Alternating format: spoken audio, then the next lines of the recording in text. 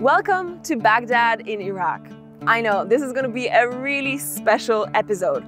On today's menu, I'm going to be taking you around this incredible Middle Eastern metropolis. We're going to be tasting local food, visiting local bazaars, and exploring culture and history, including a visit to the ancient city of Babylon.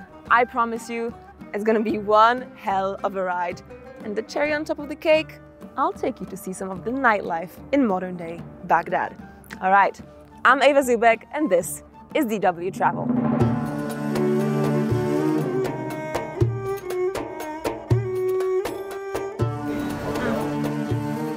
Today we're starting our tour of Baghdad with this place, Mutanabi Street, which is the book bazaar, the book market of Baghdad, one of the longest running book bazaars in the entire world, and probably also one of the most iconic places in the city.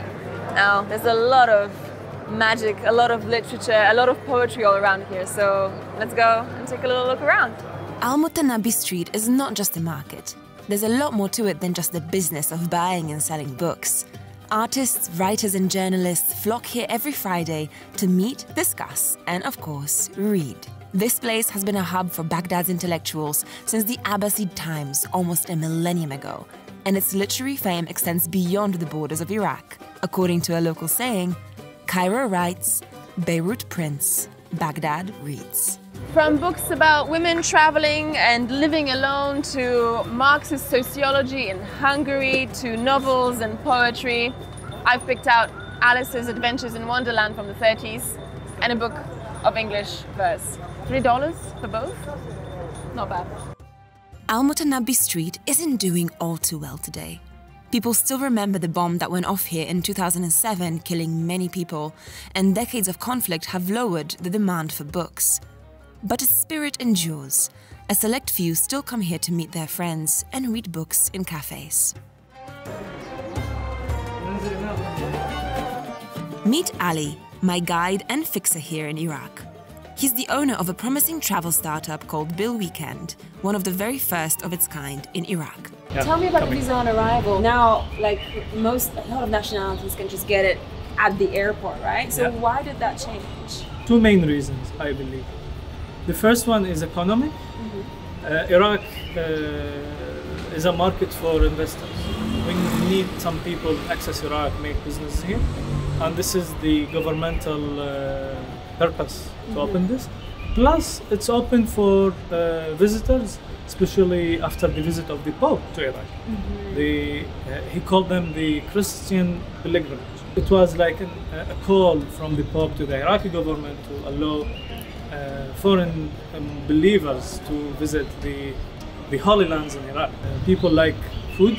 Yeah. We have very delicious food. I know. Very ancient, very authentic of the heritage sites. One of the oldest civilizations here. Very natural. Many people wouldn't think Iraq is green. Yes. They think maybe only camels and desert. Okay, we have that, but also we have green areas, we have a lot of lakes, the marshlands, we have mountains. All of this diversity can make Iraq a promising destination. Let's go back in time for a moment, right here in the epic Abbasid Palace of Baghdad. You don't have to be a history buff to appreciate the Abbasids, a powerful dynasty that ruled over Iraq until the 13th century during the Golden Age of Islam. Their palace still stands here in Baghdad, a powerful reminder of the city's once great past. Some people describe it as the golden age of Islam, where science, translations, they reach more lands, west and east. Right. It's quite important to Baghdad to be the center or the capital of the Islamic Empire at that time. It survived the Mughal attacks. It survived the many invasions, the Ottomans, the Persian, the British, the American. Baghdad has been enjoying a period of peace lately, but you can still see the wounds of history in all of these sites. So right here at the entrance to the Abbasid Palace, there is still soot on the ceiling, on the highly decorated ceiling from the Mongol invasion in the 13th century, can you imagine? And right here on this pillar, you can see a bullet hole from the 2003 conflict. I mean, it's right here, right in the center. It's like it's pierced the heart of the palace.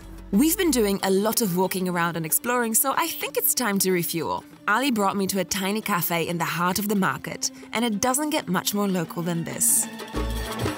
Wow! Okay, Ali, why don't you tell us about this food? This is kubba. It's like a meatball. Baghdadi families, they have it for breakfast or brunch. It's full of meat. Oh no, that means I can't have it today. Unfortunately.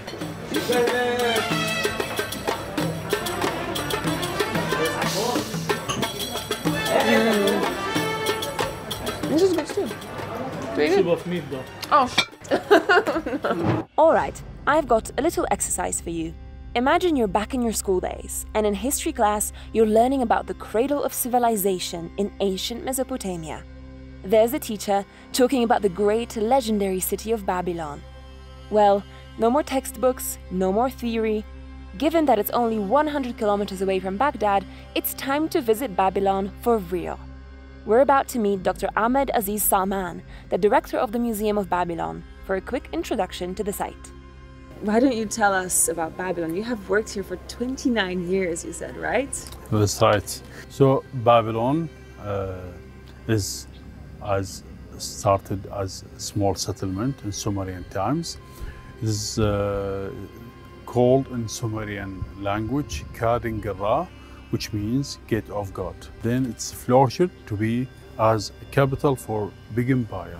The excavations of Babylon it's only 10%, and 90% is still unearthed. The Hanging Gardens are still theories, because till now we couldn't know or say or show people and the visitors that is the actual location for the Hanging Gardens. We need to make future excavations to show this. We have a future plan to complete excavations, and same time to put new plan for the reconstruction, because no excavation without reconstruction. 4,000 years ago, here stood the greatest city on earth. Babylon was the capital of the Babylonian Empire, one of the most influential civilizations we've known. The city was the biggest in the world at the time, home to a staggering 200,000 people. It's right here on these lands that writing was first invented, and it's right here that King Hammurabi noted down the famous Code of Hammurabi, one of the very first sets of laws ever recorded. Despite its history, Babylon is only visited by a handful of people every day.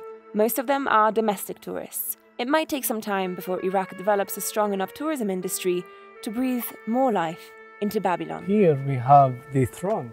So this is the throne hall. Wow, it's a pretty big place for a big throne. Yeah. Alexander the Great, when he controlled Babylon, he ruled the world from here. And he wanted to make Babylon as its capital of his empire.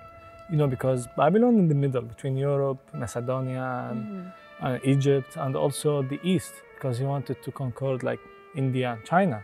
But he got ill, or he got poisoned or something, and he just passed away here. I just show you. Yeah, just here. This is amazing. So Alexander the Great would have stood somewhere here. Wow, amazing. We're walking on the footsteps of some great leaders here. Yeah. In this spot. Yeah, yeah. I have an idea. Hang on.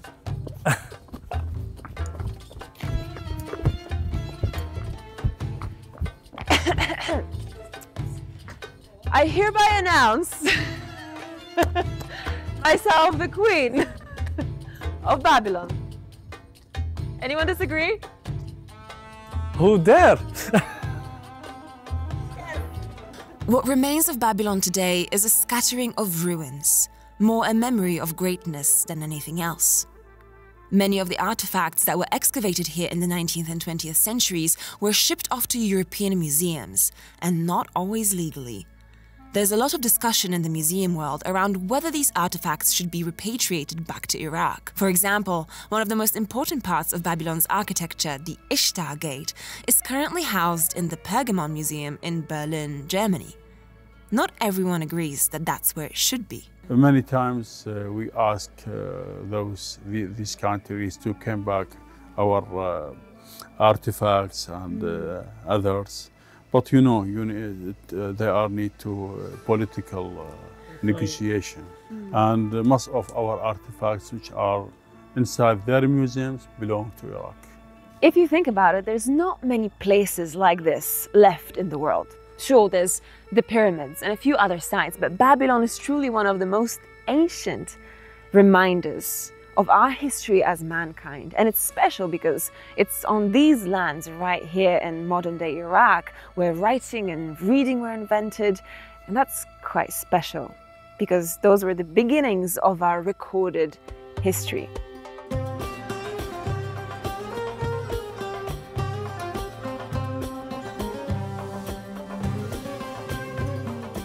The nights are already getting a little bit cold here in Baghdad, but I've got a solution. So this is not only our dinner, but also an active heater. What you see here is a spectacle.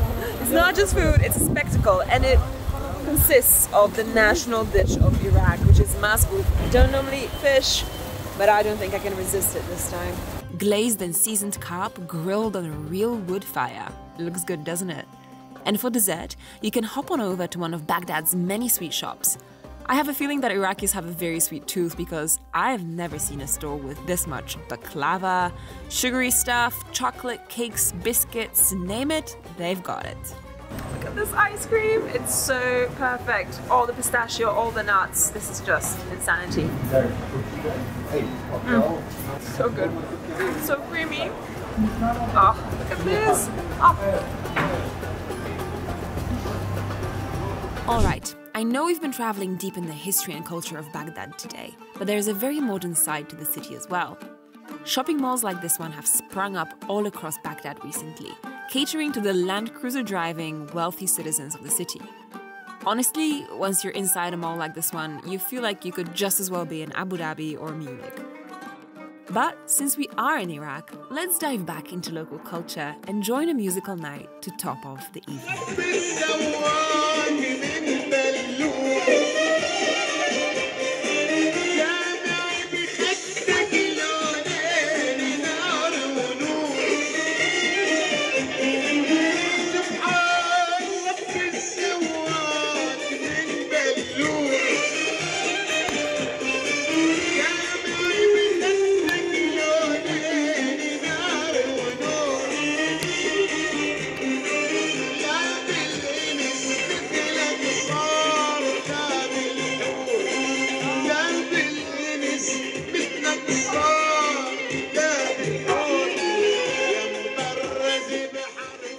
Guys, this has been an absolutely awesome trip. I mean, the culture, the food, the history, and the hospitality, of course, here in Iraq are unbelievable, out of this world. I feel so lucky and privileged to actually be here as one of the first tourists to be allowed back into the country, the year that the visa applications have opened up to most people around the world. And honestly, if you're looking for a place to visit that has everything in it that you've read about in the history books, this is the right place to be. I really feel like Iraq is going to become a more and more popular tourist destination in the coming years. So if you want to come and check it out before anyone else does, this is the right time. So I guess I'll see you in Iraq.